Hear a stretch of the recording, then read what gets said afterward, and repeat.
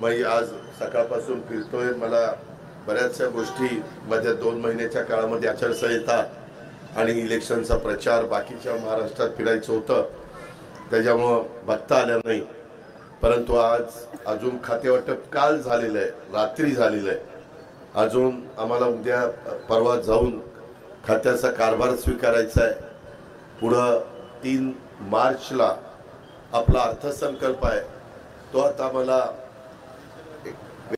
आणि देवेंद्रजींना विश्वासात घेऊन तो सादर करायचा आहे। ह्या सगळ्या गोष्टी आहेत। परंतु आज इतक्या लोकांनी वेगवेगळ्या प्रकारची निवेदन दिली, थोडंसं दम धरा जरा। डिपार्टमेंट वेगवेगळ्या खात्याच्या लोकांना, कारण कालच अधिवेशन संपलंय आणि आज प्रत्येक जण आपापल्या भागामध्ये गेलंय।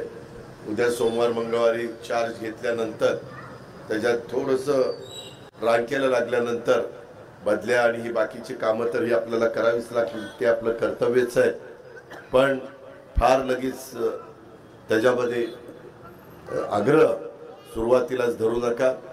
एकदा व्यवस्थितपणे सेटअप बसल्यानंतर मी थोडंसं यावेळेस माझ्या ऑफिसची पण पद्धत काही प्रमाणामध्ये बदलणार आहे। इथल्याही ऑफिसमध्ये जरा जास्तीचे अधिकारी नेमून एक सेक्टर या गरिबांना नीटपणे औषध उपचार देण्याच्या संदर्भामध्ये, सार्वजनिक कामाच्या संदर्भात अशा वेगवेगळे तिथं सेक्टर करून जरा अधिकारी तिथं त्या ठिकाणी नेमणार आहे, जेणेकरून सगळ्यांना त्याचा फायदा झाल्याशिवाय राहणार नाही।